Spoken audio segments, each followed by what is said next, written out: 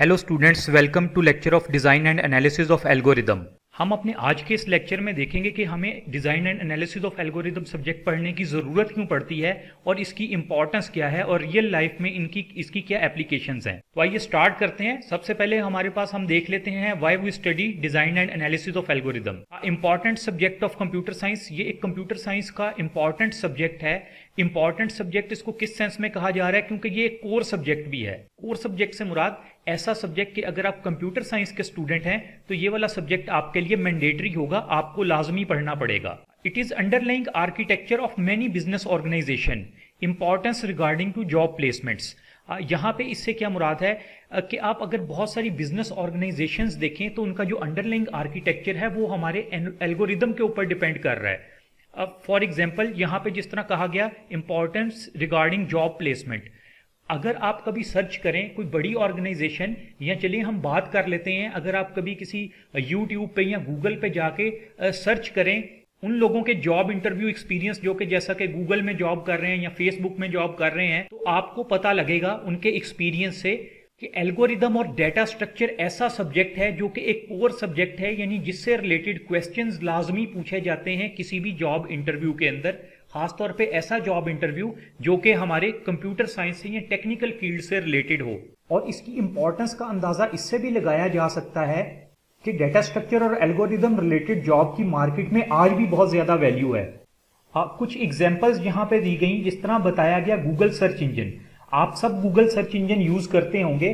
आप देखते हैं कि जब आप सर्च इंजन की सर्च बार में जाके कोई चीज लिखते हैं और सर्च का बटन प्रेस करते हैं तो आपके सामने कुछ रिजल्ट्स आ जाते हैं। अब गूगल के पास तो जिस तरह अगर आपने गूगल पे सर्च किया तो तकरीबन पेटाबाइट्स के अंदर डाटा होता है, तो आपको कुछ स्पेसिफिक रिजल्ट ला के दे दिए जाते हैं। बेसिकली वो रिजल्ट्स आपके सामने आते किस तरह से हैं, वो रिजल्ट आपके सामने सर्चिंग एल्गोरिदम की मदद से आते हैं। उसके बाद यहाँ पे फेसबुक लिखा, अगर आप फेसबुक के ऊपर भी इसी तरह जाते हैं, अपने किसी फ्रेंड को या किसी चीज को आप फाइंड आउट करना चाहते हैं, सर्च बार में जाके लिखते हैं और उसको एंटर प्रेस करते हैं तो आपके सामने कुछ रिजल्ट आ जाते हैं। ये सब कुछ किस तरह से हो रहा है, सर्चिंग एल्गोरिदम की बेस पे हो रहा है। हम इस डिटेल में नहीं जा रहे कि वो किस किस्म का सर्चिंग एल्गोरिदम है और वो किस तरह से हमारे सामने रिजल्ट लेके आ रहा है, लेकिन वो कोई ना कोई एल्गोरिदम है जो कि सर्च कर रहा है। किस बेस पे सर्च कर रहा है, ये हमारी उस एल्गोरिदम की स्पेसिफिकेशन होगी कि वो एल्गोरिदम किस तरह से काम कर रहा है। उसके बाद यहाँ पे YouTube की एग्जांपल दी गई। आप सब YouTube भी यूज करते होंगे अपनी डेली लाइफ में। अगर आप YouTube के ऊपर जाएं, कोई सर्च करें, मसलन आप कोई सर्च करना चाहते हैं टॉप 10 ट्रेंडिंग न्यूज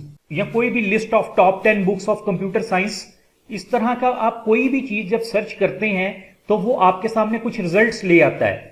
तो वो जो रिजल्ट्स लाने के लिए टॉप न्यूज या टॉप ट्रेंडिंग न्यूज किसी भी किस्म के वो जो रिजल्ट हैं आपके सामने लाने के लिए जो एल्गोरिदम यूज किया जा रहा होता है वो सॉर्टिंग एल्गोरिदम कहलाता है। हम इसकी इस डिटेल में नहीं जा रहे कि वो सॉर्टिंग किस तरह से होती है, और जिन्होंने इंप्लीमेंट किया हो सकता है वो इस बेस पे सॉर्टिंग की हो, जिस तरह हमने यूट्यूब की एग्जांपल ली कि कितने व्यूज थे, इस वीडियो के वॉच टाइम कितने थे, या इसको कितने लोगों ने लाइक किया, उस हिसाब से कुछ सॉर्टिंग की हो। लेकिन वो कोई ना कोई सॉर्टिंग एल्गोरिदम को इंप्लीमेंट करके हमारे सामने रिजल्ट लेके आ रहा होता है।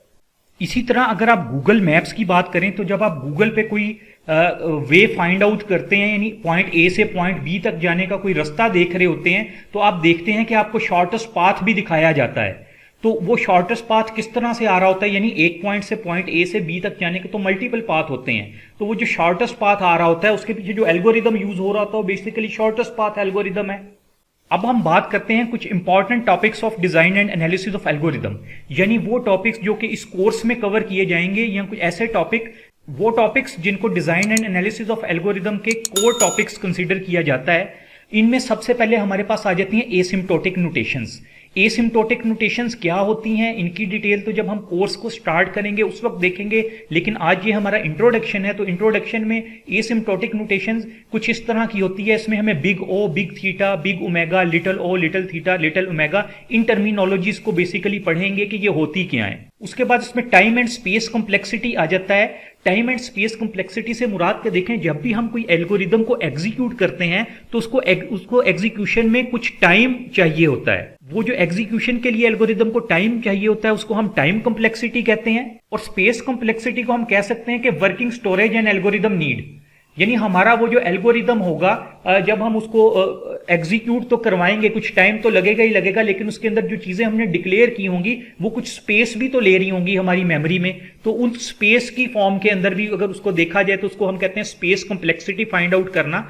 हम अपने पूरे कोर्स में टाइम कॉम्प्लेक्सिटी की टर्मिनोलॉजी को बार बार यूज करेंगे, और ये जो हम time complexity usually find out कर रहे होते हैं, इसको रिप्रेजेंट हम किस तरह से करते हैं, एसिम्प्टोटिक नोटेशन, जिसका हमने पहले जिक्र किया कि जो भी टाइम कॉम्प्लेक्सिटी हमारे पास होगी उसको हम इन फॉर्म्स हैं, यानी big O, big theta, big omega, इस फॉर्म के अंदर रिप्रेजेंट करेंगे। उसके बाद कुछ हमारे पास डिवाइड एंड कंकर एल्गोरिदम्स आ जाते हैं, जिसके अंदर जैसा कि बाइनरी सर्च हो गया, क्विक सॉर्ट हो गया, मर्ज सॉर्ट हो गया, और भी बहुत सारे हैं इसके अंदर, लेकिन ये कुछ पॉपुलर एल्गोरिदम्स हैं जिनके नाम से आप वाकिफ भी होंगे।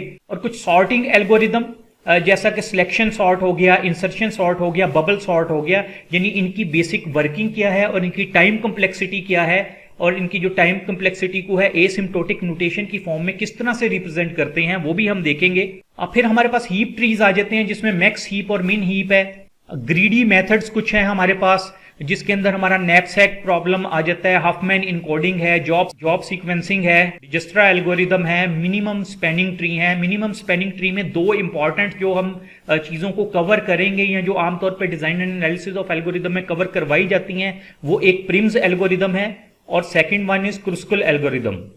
ग्राफ ट्रेवर्सल आ जाएंगे। बेसिकली ट्रीज और ग्राफ को डेटा स्ट्रक्चर का भी एक इंपॉर्टेंट टॉपिक कंसीडर किया जाता है, उसमें भी कवर किए जाते हैं, लेकिन एनालिसिस के पॉइंट ऑफ व्यू से इनको हम इसमें design and analysis of algorithm में भी कवर करेंगे, जिसमें हमारे पास डेप्थ फर्स्ट सर्च आ जाते हैं, ब्रेड फर्स्ट सर्च आ जाते हैं, जिसको डीएफएस और बीएफएस कहते हैं। उसके बाद कुछ डायनामिक प्रोग्रामिंग आ जाती है। डायनामिक प्रोग्रामिंग के अंदर हमारे पास मल्टी स्टेज ग्राफ्स हैं, ट्रैवलिंग सेल्समैन प्रॉब्लम, जो कि काफी इंपॉर्टेंट टॉपिक है। ये आर्टिफिशियल इंटेलिजेंस के सब्जेक्ट में भी इसको पढ़ाया जाता है, लेकिन इसको design and analysis of algorithm में भी हम कवर करेंगे कि क्या है और इसमें कॉम्प्लेक्सिटी का क्या इशू होता है। ऑप्टिमल बाइनरी सर्च ट्री भी डायनामिक प्रोग्रामिंग के अंदर आ जाते हैं हमारे पास। इसके अलावा हैशिंग और पॉलिनोमियल, नॉन पॉलिनोमियल, जिसको एनपी बोला जाता है, एनपी हार्ड, एनपी कंप्लीट, ये जो हमारे पास हैशिंग और पॉलिनोमियल, एनपी हार्ड, कंप्लीट है, इनको हमारे डिजाइन एंड एनालिसिस में बहुत ज्यादा डिटेल में तो नहीं डिस्कस किया जाता, लेकिन हम इसके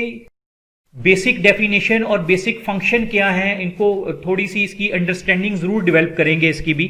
तो स्टूडेंट्स, ये बेसिकली हमारे design and analysis of algorithm course का इंट्रोडक्शन था कि इसकी इंपॉर्टेंस क्या है, हम इसको पढ़ते क्या हैं, और कौन कौन से टॉपिक हैं जो इसमें कवर किए जाते हैं, और टाइम कॉम्प्लेक्सिटी से क्या मुराद है, और उसको किस तरह से रिप्रेजेंट किया जाता है। जिस तरह मैंने बताया, एसिम्प्टोटिक नोटेशन से रिप्रेजेंट किया जाता है। हम इन सब चीजों को अपने आने वाले लेक्चर्स में डिटेल से देखेंगे। अगर इस इंट्रोडक्टरी लेक्चर के बारे में आपकी कोई भी कंफ्यूजन हो, कोई भी क्वेश्चन हो, आप मेरे से कमेंट में पूछ सकते हैं। और अगर अभी तक आपने इस चैनल को सब्सक्राइब नहीं किया तो इसे जरूर सब्सक्राइब करें, ताकि आपको आने वाली नई वीडियोस का नोटिफिकेशन भी मिलता रहे। Thank you.